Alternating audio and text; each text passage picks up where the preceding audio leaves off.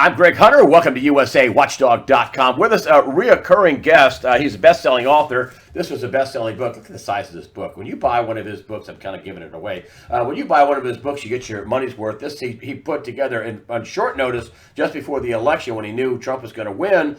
And this is another big-selling book. And, of course, I've given it away. It's David Stockman of David Stockman's ContraCorner.com. Also a former White House budget director, former congressman. I mean, you got a huge resume. I'm just glancing over the top. But you've got a lot to say about this trade war, which we'll get to in a minute. Syria is, I guess a trade doesn't make any difference if we get into a hot war in Syria. What are your thoughts on Syria? Well, I think we're at peak crazy time, really. To launch an attack against Syria based on the flimsy evidence to date, the likelihood that it was another false flag operation, the fact that, the rebels outside of Damascus and so-called Eastern Ghouta had basically all left. There was one little holdout group still there. Trump said, he declared victory 2 weeks ago in Syria and said we're coming home, which was exactly the right thing to do and say. And then all of a sudden you have a gas attack and the clamor from the war party and from, the imperial city, as I call Washington, to do something, respond, bomb Assad yet one more time, even though all of those facilities that he has, air bases and so forth, are populated with Russian military and advisors. I mean, I think it would be crazy for him to go ahead, but it looks to me like despite taking a deep breath for a day or two, it's likely to happen. Now, you throw that on top of a trade war with China, a hot war, not with Assad, but with his allies who have every right to be there, Russia and the Iranians, because the sovereign government of Syria invited them.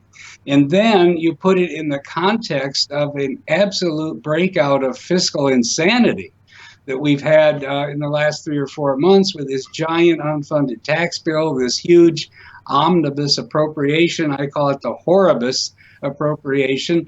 You put all that together, they've put into the pipeline a 1.2 trillion deficit for the upcoming fiscal year that starts in October at the craziest time in the business cycle we've ever heard. Sometimes there's big deficits at the bottom of a recession or in the first year up. I don't say they're a good thing to do, but at least you know why they're there and they're temporary. We're heading into year 10 of this so-called recovery, the longest actually business expansion in history if we get through the fiscal year. And they have practically doubled the built-in deficit of $700 billion.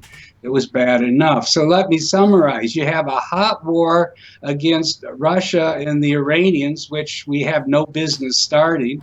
You have a trade war brewing, and I'm afraid going to get out of control with China, which is totally unnecessary. You have a fiscal calamity brewing, right before your eyes.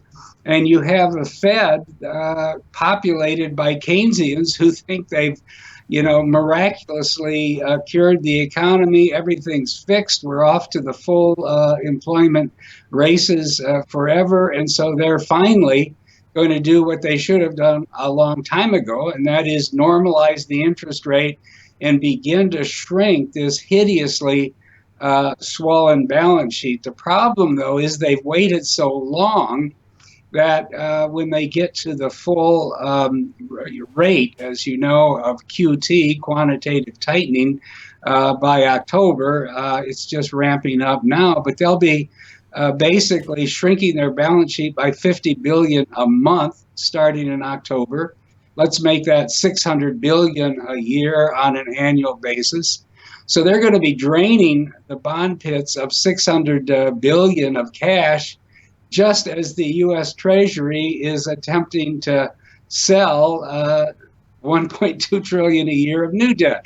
Now, essentially, that's 1.8 trillion of federal debt paper that has to find a home. And I tell you, you're going to have I'm quite certain of it, you're going to have a yield shock like the world hasn't seen in a long time. And that, of course, doesn't happen in a vacuum. The whole financial system, the equity markets in particular, are geared to low rates forever, and bond yields in the 2.5% or 2% range. When they hit 4%, the proverbial brown stuff is going to hit the fan. So it's a perfect storm of, uh, upset, upheaval, and really insane kind of developments. And yet, finally, after kicking the can all these years, I think it's all coming together, and I don't see what's really going to slow it down. I will say that your piece. I've been reading your piece. I loved it. Yeah. On your not your grandfather. The overarching title. It's just part 3 right now. You're coming up with part 4. Not your grandfather's trade war, and then you have a subtitle for each one of those. But it's pretty shocking. Part 1 was absolutely fantastic. You think, wow, the United States is in very good shape, and boy, either is China. And then you say in your close of your latest one, there's a giant fall coming for the markets, but it's not the trade war. What is it? Well, as I was just describing, what's coming is this yield shock. Yield shock. Okay. Yes, the yield shock in the bond market is where the whole unraveling of this giant financial bubble that's been building really, for several decades since Alan Greenspan got in the saddle at the Fed in 1987. But since the crisis of 2007, 2008, they've gone, they've doubled down. They've gone over the deep end with money printing, interest rate suppression, quantitative easing. And it's not just the Fed, it was every central bank in the world doing the same thing. And what I basically have been saying in this series of articles is the central banks of the world have finally realized they've hit their limit. And when the Fed begins finally, after all this time, to shrink its balance sheet and to allow interest rates to slowly normalize, and therefore begin to demonetize the public debt, that is, sell the massive holdings rather than buy them, the other central banks of the world are going to have to follow suit. And I think it's only a short matter of time before that happens with the ECB. After all, Draghi, who's kind of a madman, is finally reaching his term limit sometime next year. In the order of things that they do in Europe, I think Germany is next in rotation to take the chairmanship of the ECB, and you can be pretty certain that the Germans are not going to continue to print money and hold interest rates, actually on the short end of the market, still below zero. So they will be normalizing, and I think they will eventually be adding to QT. That is, they'll be selling off some of their holdings as well. I think the whole story with what I call the red Ponzi in China is that they now realize this is their last chance to get this powder keg of debt under control. The debt of China has gone from less than $1 trillion in the late 90s to 40 trillion at present. I mean, there's nothing this massive, this crazy. There's nothing in history that even closely parallels, I should say, the massive financial expansion, debt expansion, level of construction and building of assets that will not produce returns for years and years to come, if ever, public and private. I mean, the whole thing is, as I say, a huge red Ponzi, overbuilt, saddled with every kind of malinvestment, as we call it, that you can imagine, and a insane amount of debt to service that will be almost impossible to manage without some kind of big accident or crash landing. So if the red Ponzi begins to unwind, and they're desperately now trying to avoid that, they're doing it by, finally reducing the rate at which their debt is growing and the balance sheet of the People's Bank of China is expanding.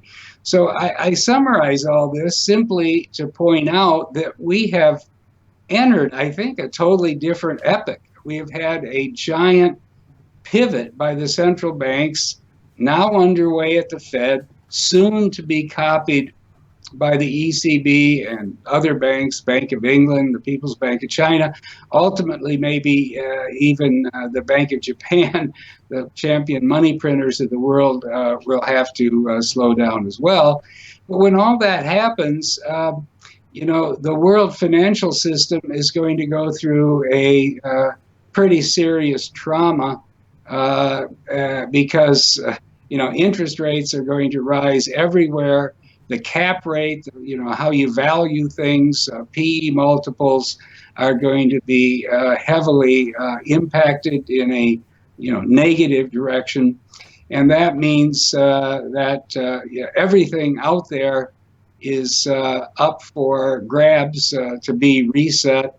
And I think that's what we're drifting into at the present time. So the trade war is only a symptom, as I said in this series, of the bad money that's been created in the world by the Fed and its convoy of central banks over the last 20, 25 years. The key thing to remember is that bad money or free money, whatever you want to call it, anything but gold or hard money or reliable money.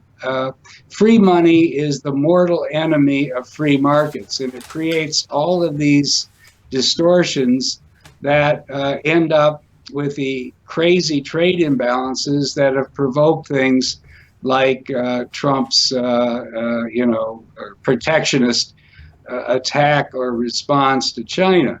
Now, when you look at the numbers and you see that we imported 506 billion worth of goods from China last year, but exported only 130 billion of U.S. products to China, then you begin to understand why Trump is attempting to do what he is doing. I think it's going to backfire. It's the wrong solution to the right problem.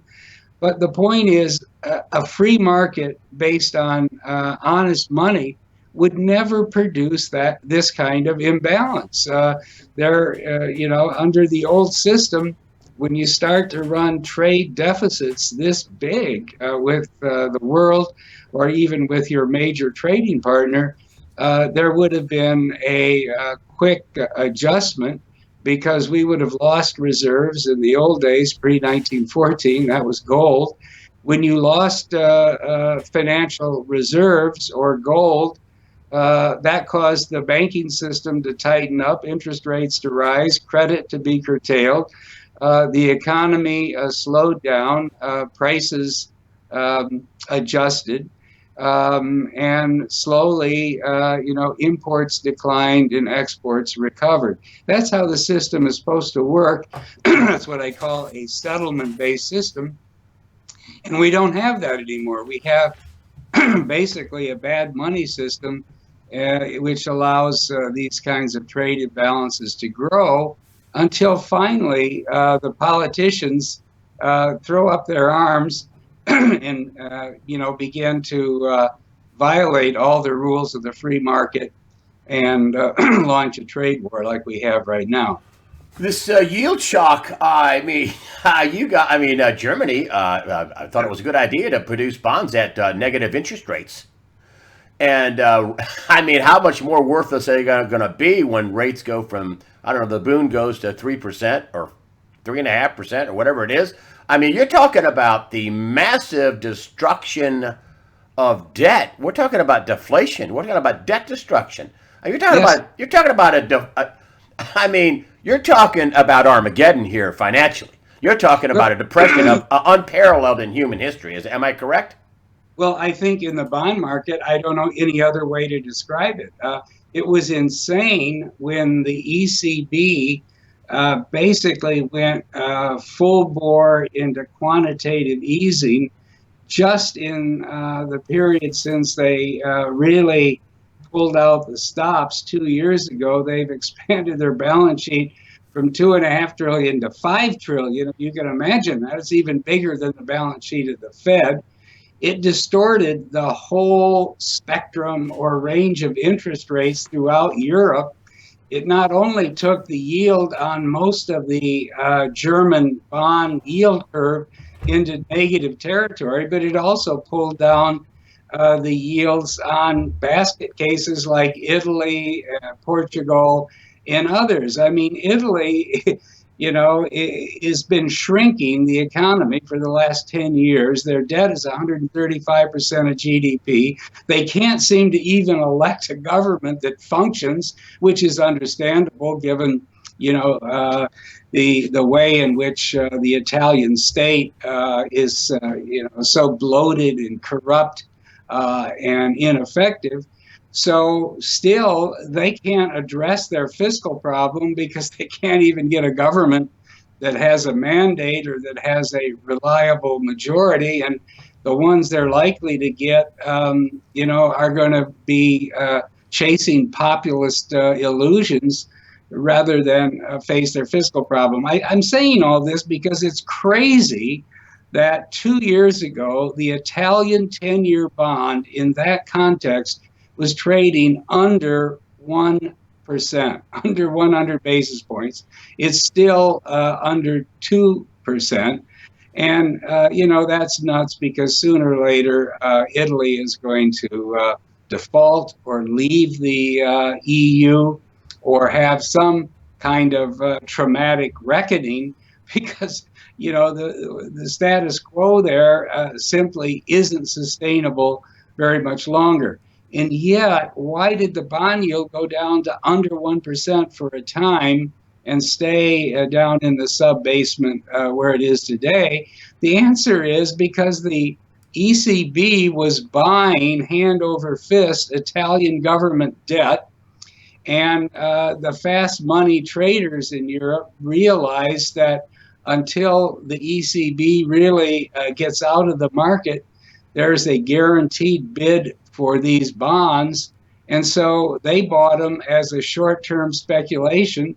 That drove the price higher, the yield lower, and you created really, a kind of negative feedback loop that got out of hand. So, as you say, interest rates throughout Europe now are totally artificial, completely repressed to sub-economic levels. And once the ECB finally gets out of QE, which is going to happen at the end of this year, and eventually when they get a more Germanic perspective or leadership direction at the top of the ECB, there's going to be hell to pay in the European bond market. It's going to fall apart, and it'll infect the entire world bond market because all of these bond markets are obviously linked and arbitraged from one, national currency or currency block to another.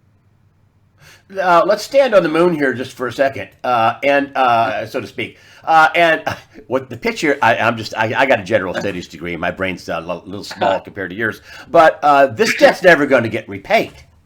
I mean, that's what you're describing. This debt is never going to be repaid. I mean, we're talking about when you talk about a reset, we're talking about a complete write-off of trillions and trillions of dollars in bonds. What's that going to look like? Well, it's hard to say. It's uncharted territory. We've never been here before.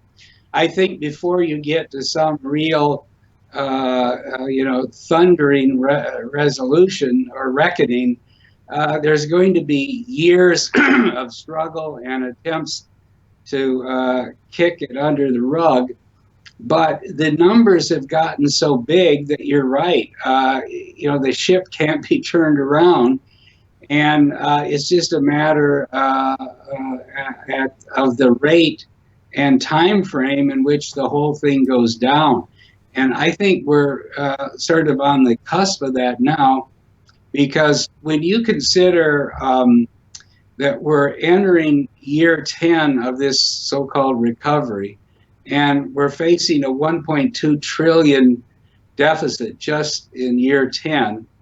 And if you look at the next 10 years, we'll be in 2 trillion per year deficits, 6-7% of GDP 10 years from now.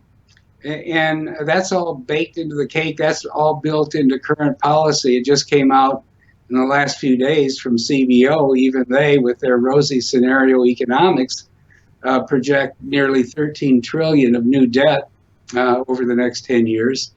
The point that I'm trying to make is all of that assumes that recessions have been outlawed from human history, which is to say the latest CBO projections through fiscal 2028 assume no recession ever happens again, and that the last one ended way back in June 2009. Now that happens to add up to about 226 months of a business expansion. To put this in perspective, the longest expansion in history was the boom of the 1990s, which was 119 months, and that was, I think a one-time thing under far more propitious circumstances than we face today. The average business cycle expansion since 1950 has been about 61 months.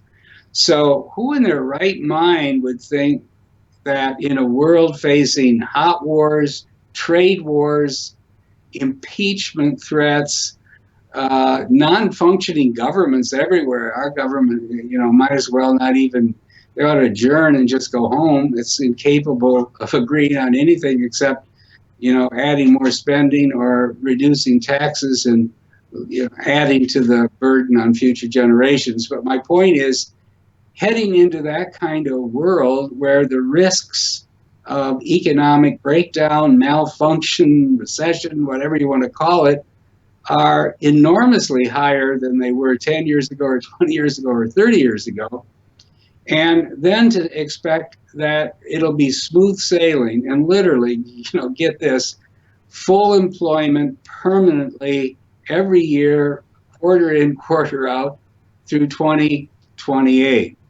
That's what's in the CBO forecast.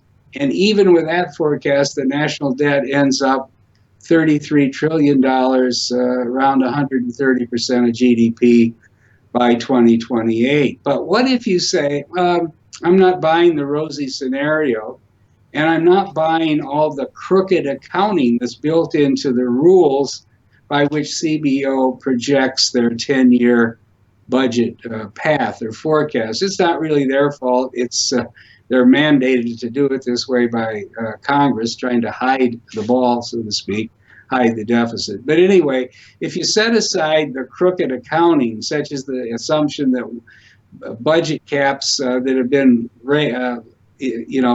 lifted or deferred every year for 9 years will suddenly be put into effect in 2020 and stay there permanently, or that temporary tax cuts will not be rolled forward, which they already are. There's many other items like this that I could mention. The point is, it's all crooked budget accounting. If you take that out and you take rosy scenario out and say, well, let's just assume the economy over the next 10 years does no better or worse than it has in the last 10 years, you end up not with 12 trillion of new deficits over the coming decade, but 20 trillion. You end up with a 40 trillion national debt, double where the Trump administration started a year ago.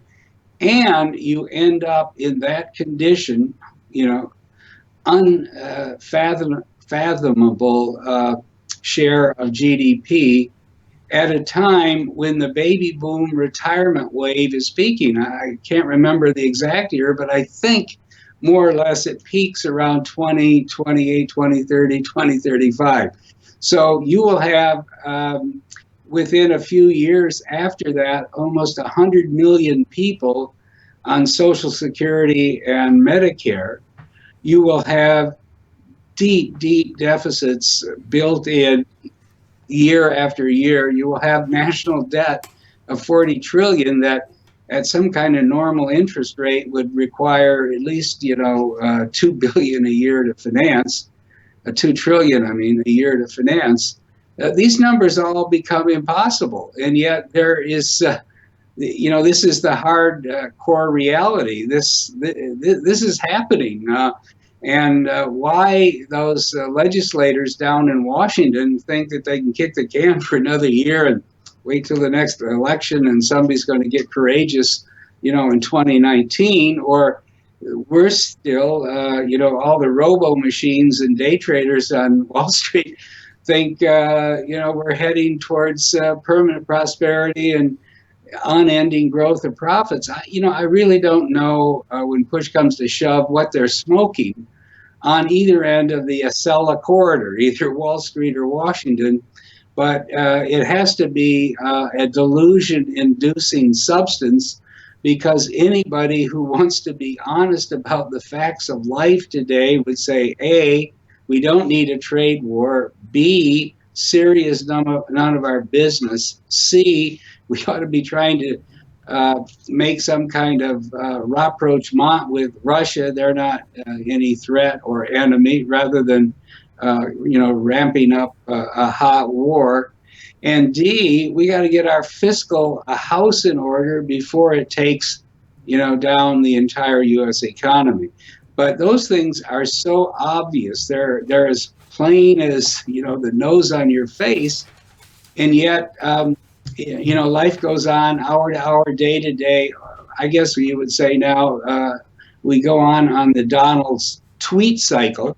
And somehow all these people involved seem to think they're not going to worry what happens after tomorrow morning's tweet fest. We'll get through today, and we'll bid the market because maybe it'll go up 0.5% or something. I mean, as I started out with our discussion today, I called it peak crazy time. And I don't know any other way to describe it. I mean, these are the true facts of life. This is a crazy condition to be in.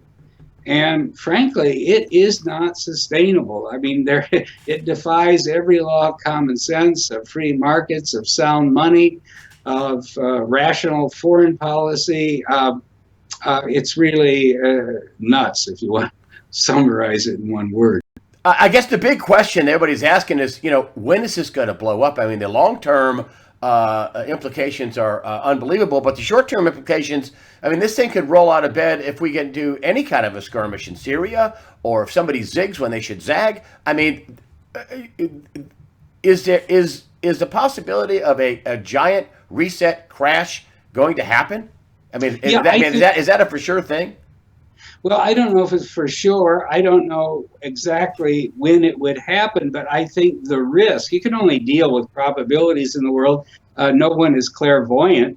But I would say the house of cards is so shaky, it's so fragile right now, that there is a risk of the proverbial black swan event. We don't see something coming.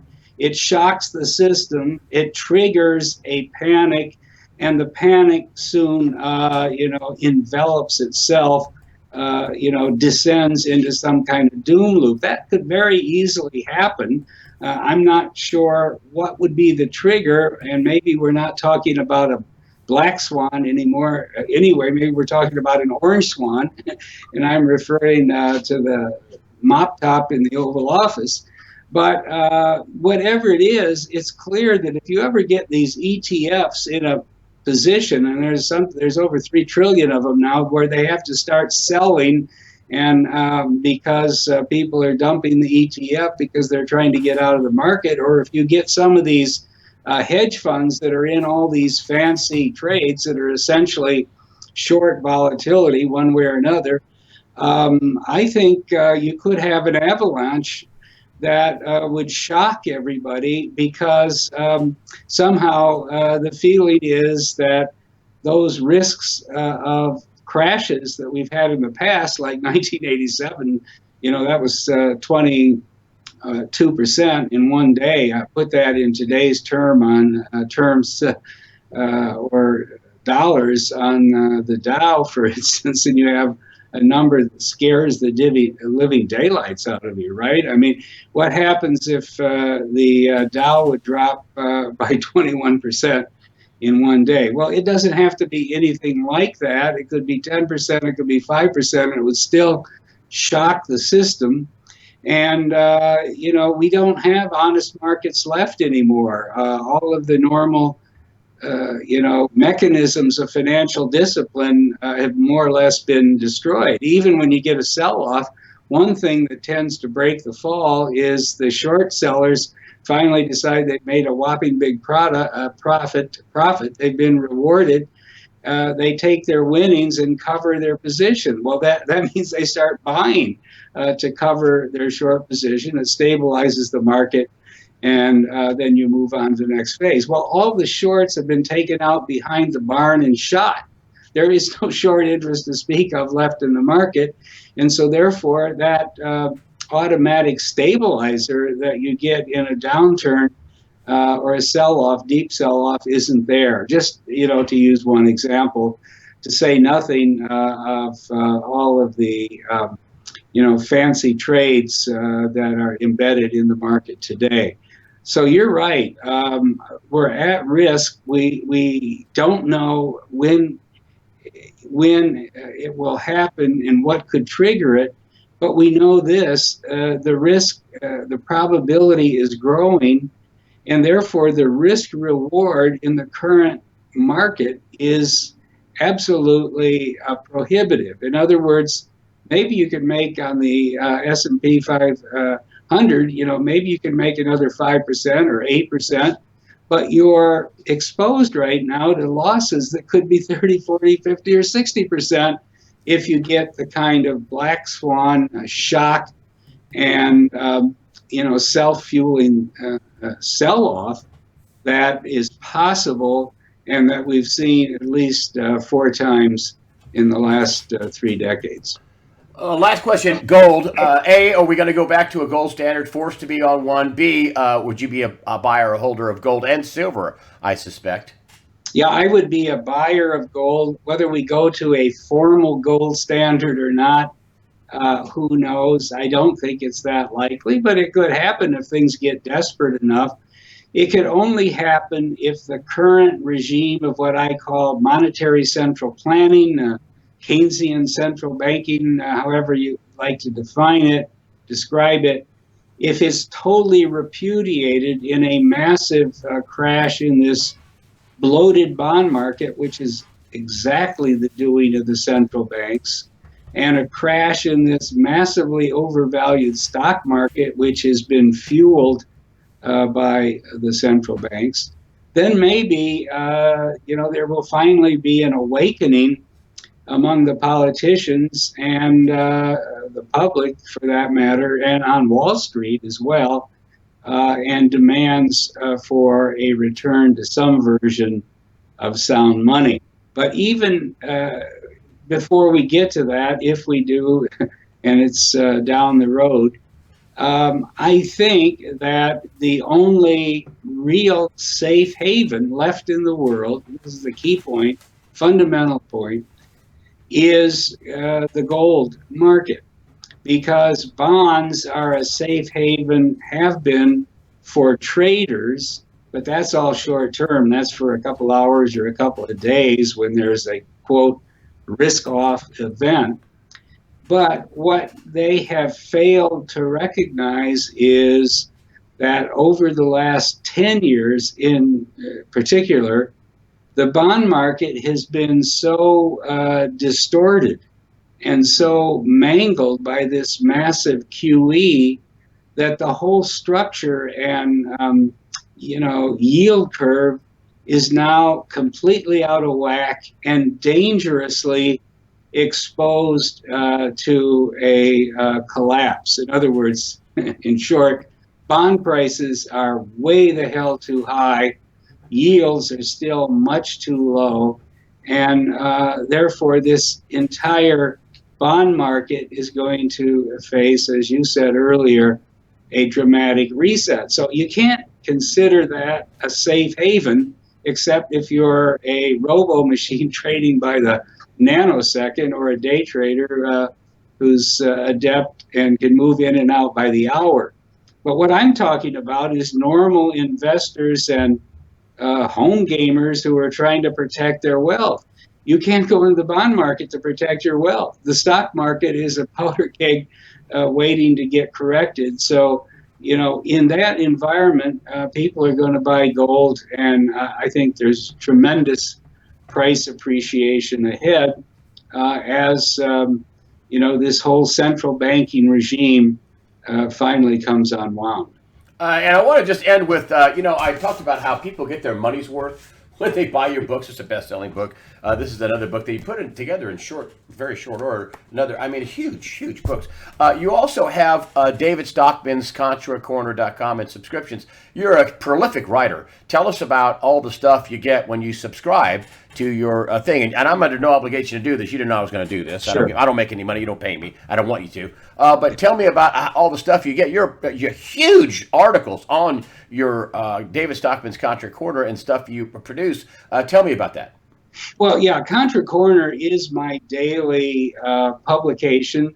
I guess it's called a blog, but I think about what is happening in the world at the moment, what occurred overnight. I kind of forage through the news and the financial developments and where different markets are, and come up with some theme for the day. And I usually write between 1,500 and 2,000 words. That's a lot. But it's trying to address an issue of the moment. Like I'm writing about Syria today as we speak, but put it in a historical and longer term context, because the fundamental problem today with 24/7 news cycle and this idiocy of cable news, which isn't even news. I mean, it's just a food fight among talking heads, as far as I can tell.